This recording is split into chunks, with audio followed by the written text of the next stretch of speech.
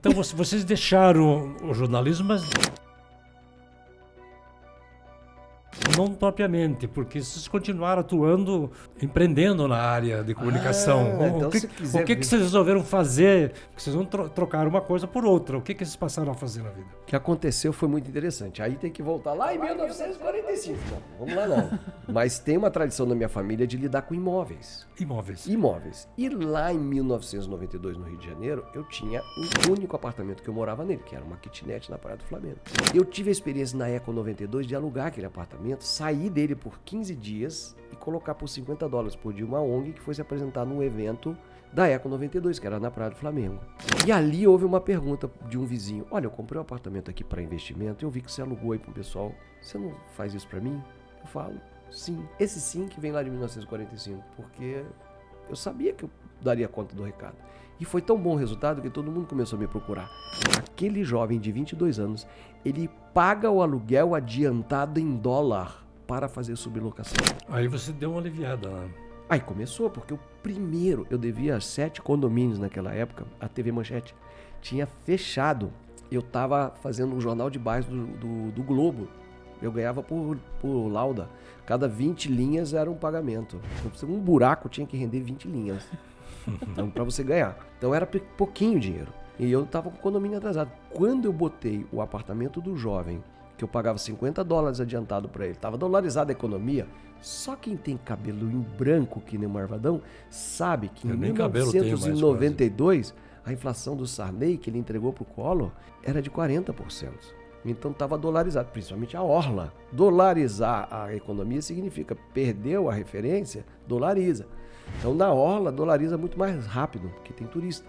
Então eu falava $50, mas é pouco. Pouco, daqui a um ano continua sendo $50, meu filho. Se você alugar na imobiliária, contrato, aí tinha meus argumentos. Daí você, ou seja, você de um problema você fez uma solução. Exato. Eu voltei no que era o cerne da família, o talento do meu pai e do meu avô, que foram para a Volta Redonda para montar uma mercearia, viram as pessoas dormindo em barraca na construção da companhia siderúrgica e criaram quartinhos para acolher essas pessoas. Tirar de uma barraca para um puxadinho de telha de amianto. Já era um upgrade, sabe?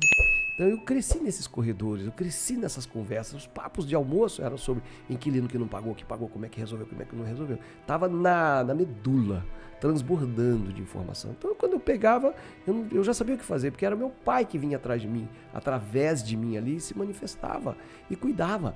Então eu tinha uma eficácia na cobrança, na administração, na gestão, que transcendia a minha competência assim, de saber que eu conhecia no ramo. E aí eu fiz esses imóveis e fui colocar nas imobiliárias. Sabe o que elas falavam, as pessoas das imobiliárias? Ninguém vai morar em nada tão pequeno. Olha. Então, mas você está falando que é um projeto de kitnet. Kitnet. Kitnet é uma pequena cozinha, acho que a tradução mais ou menos em inglês, né? É uma pequena cozinha, mas na verdade é um quarto com cozinha. É um quarto com cozinha, o único espaço é o banheiro e um espaço que é conjunto, uma né? suíte com cozinha, né? Suíte, porque suíte é banheiro e quarto. Quarto banheiro. Porque uma kitnet tem prédios assim, históricos de kitnet que é 40 metros quadrados, por aí, né? Conjugados. Conjugados, é quarto-sala conjugado. Porque no Rio de Janeiro tem kitnet ou conjugado. Você pode ter uma kitnet de até 20 metros quadrados. No Rio a gente fala assim, 20 metros, kitnet. 40 metros, conjugado. Vamos falar do conceito de kitnet. Kitnet não precisa de metragem, ela precisa de funcionalidade. Sim. Então, se você consegue dispor as coisas úteis do imóvel, 9 metros é um palácio. Tanto é que nós saímos no programa da Ana Maria Braga mostrando a menor casa do Brasil. Foi um projeto meu que nunca foi nem desenhado. Aonde que fica? Na Caputera. Na Caputera. Eu fiz um imóvel que logo começou a ser reconhecido como a menor casa do Brasil. Interessante, para essas pessoas, qual é o público? Qual é o teu cliente? Aquele que mora numa kitnet nas proporções que você oferece. Essa é uma pergunta excelente, porque hoje eu tenho orientado muitas pessoas a respeito do cliente. Quando você sabe quem é o seu cliente, você desenha o produto para ele. Então, primeiramente, saber quem é o cliente. Quem são os meus clientes? Pessoas como eu que vêm para trabalhar no nosso grande distrito industrial, né? Vêm para trabalhar, não sabem se vão se estabelecer na cidade. Transitórios mesmo? Transitórios. Esse transitório pode levar de 1 a 3 anos. Por exemplo, o cara vem da região de Campinas ou vem da região de Jundiaí, a família tá lá, tá tudo lá. E aí ele fica indo e voltando, que nem eu. Uma hora ele resolve descansar, que ele não aguenta mais. Isso é o mais comum. Ele quer um lugar para dormir assim de segunda a quinta. Porque na sexta ele já vai embora para a família dele. E ele vem para fazer experiência, ver se gosta do emprego. Aí de repente ele fala assim, podemos mudar, vamos achar uma casa de condomínio. Aí a esposa fala, mas as crianças estão no ano letivo, tá tudo bem aqui, eu tô perto da minha família. Fica indo e voltando. E aí ele fica indo e voltando. E é econômico também.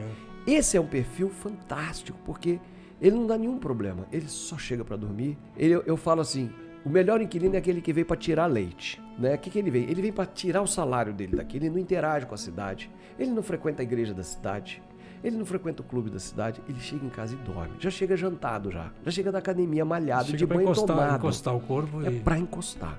E na primeira oportunidade ele vai embora. E na segunda-feira ele já vem de casa para o trabalho. Então um cara desse... É uma toca, vamos dizer. É uma toca. Esse cara, ele não causa nenhum dano no imóvel, não cozinha, não suja, não gasta nada. Você sabe que na minha época de criança, o meu sonho, quando eu tava de ônibus assim, indo para a escola, era uma moto, né? A moto era uma possibilidade de melhoria na minha vida. E quando eu passei a ter moto, eu fiquei com moto muito tempo. Comecei a sonhar com o quê? Um carro onde não pegasse vento, nem frio, nem chuva. E quando eu fui fazer obra de kitnet, que eu fiquei sem dinheiro, o que eu fiz? Eu voltei pro ônibus? Não. Eu voltei pra moto. Na moto eu não admito voltar pro ônibus. Quando eu tiver pior de tudo, eu quero ir pra moto. Mas para muitas pessoas hoje, a melhor coisa que podia acontecer na vida delas é sair do ônibus e ir para a moto. A kitnet, ela é a moto do mercado imobiliário. Não é a bicicleta, é uma moto. Tem a bicicleta. A bicicleta seria você sair da sua casa para morar numa república. Você já tem alguma autonomia. Numa kitnet, os colchões, a cama, ela vai para cima e volta na hora de... Como é que é? Então, aí volta na sua definição de que o imóvel compacto é para uma pessoa, no máximo um casal, ponto.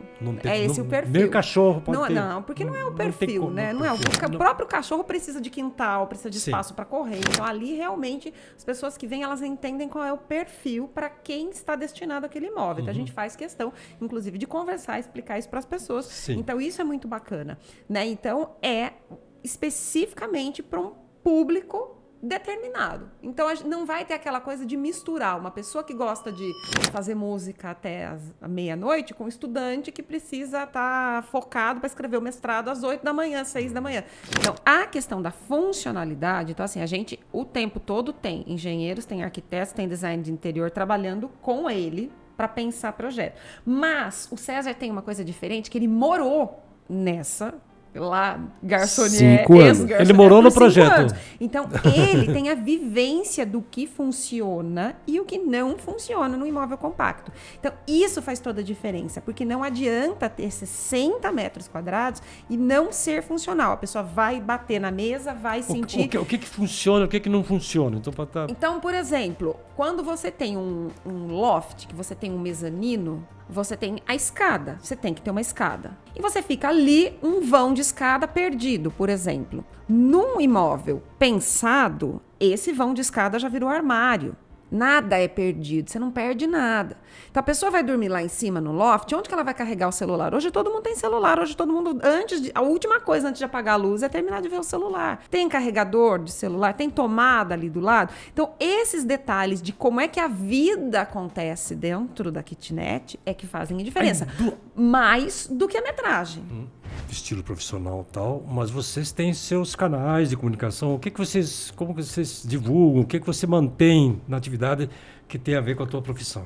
O fato da gente ser jornalista faz a gente usar a nossa comunicação para ensinar o investimento em imóveis compactos. Vocês têm um canal para isso? Temos um canal com 350 mil seguidores no Brasil inteiro. No YouTube, que chama-se Viver de Kitnet. Só para kitneteiro. Só para kitneteiro, que é um termo que eu criei. Esse termo kitneteiro não existia, isso não existia. O que acontece é que a gente criou esse canal e veio a pandemia. E o povo estava com muito recurso guardado. Pessoas comuns tinham recurso. Com aquela remuneração de 2% da Selic, O povo se desesperou, a bolsa desabou. E a gente ali falando, eu vivo, saí do emprego aos 47 anos. O que é? Fiquei rico? Não, só não procuro emprego hoje. Não vou procurar mais emprego. O que eu tenho, eu vivo. Se eu não for suficiente, eu recuo nos meus gastos, mas eu vivo. Eu uso como referência os 6 mil teto da aposentadoria para as pessoas alcançarem. Não é sobre carro zero, não é sobre viagens internacionais. É você livre da necessidade de correr atrás de dinheiro. É isso. Então quando a gente fala isso, todo mundo fala, eu quero isso. E ainda falo assim, kitnet é para quem não pode mais errar.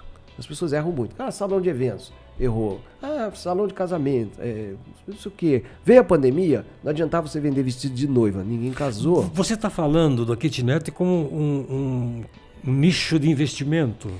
Exatamente. Investimento próprio para a pessoa conquistar o seu próprio salário passivo, vamos dizer assim. Você falou assim, vou morar no Lago Azul. É um condomínio que tem um campo de golfe entre uma casa e outra e casas de 500 metros no mínimo. Quanto custa um aluguel? Vamos fazer a conta para você entender o que eu ensino. Quanto custa um aluguel nesse condomínio chique? Quanto vale a casa? O aluguel lá, pra você morar lá, 12 mil, 15 mil? Não sei. Não sei. Vamos que seja 15 mil. Deve ser uma boa casa. É que é um outro padrão, outra realidade, né? Eu quero morar lá. Eu vou juntar os 5 milhões que vale aquela casa para ir morar lá ou eu vou fazer kitnet para ir morar lá? O que você acha? Se eu comprar uma casa, eu tenho que ter 5 milhões. Se eu for alugar aquela casa, 15 mil. O retorno é pífio, menos de 0,3. Agora, eu pego 30 mil, faço uma kitnet. Pego 300 mil, faço 10 kitnets. 10 kitnets dá 8 mil. Então eu faço 20 kitnets, me custou 600 mil. 600 mil me rende 20 mil. E eu vou morar no Lago Azul. Com 20% do valor da casa, eu moro no Lago Azul. Por quê? Porque eu criei renda. Criou uma fonte de renda. Você dorme o dia, enquanto a pessoa dorme no kitnet, você está ganhando dinheiro. Quanto maior o imóvel, menor o retorno. Então eu tenho uma frase que eu quero ver você repetir, que é igual aquela do 2 hambúrgueres, alface, queijo, molho especial, cebola picles e um pouco de gergelim para ganhar um sanduíche do McDonald's. A frase que o César tem é: kitnet é a maior renda recebida pela menor quantidade de metros quadrados construídos oferecida. A concordância oferecida tem a ver com a renda recebida. E vocês têm esse canal, explica pra gente das normas, as posturas municipais de construção, tamanho, essas coisas. Sim, claro. Existe toda uma legislação? Tudo, e cada município tem a sua. Exatamente. Né? Então, o que é? Por exemplo, a metragem, né? Por isso que a gente nem fala assim, qual que é a metragem ideal? Ela depende. Então, assim, sendo funcional, porque tem cidade adaptável, né? Que vai determinar que o mínimo é 30 metros quadrados. Tem cidade que dentro da própria cidade, se vai exigir vaga de garagem ou não, muda. Então, tudo depende do plano diretor da cidade, as regras de postura de cada cidade. Você já falou que tem cerca de 60, 70 unidades, né? Sim. A gente pretende chegar a 100 por capricho. Porque hoje a gente quer... Eu tinha um plano de ter 5 mil unidades no Brasil para ter motivo para viajar. Hoje eu tenho essas 5 mil unidades no Brasil, que são os nossos alunos, né? Convidando para ir para Maceió. Você chega lá, você é recebido como um irmão, porque tudo que mudou na vida do cara foi o que a gente ensinou, metodologia. A gente conheceu pessoas incríveis nessa jornada. Então a gente quer agora conhecer de perto, viajando e conhecendo.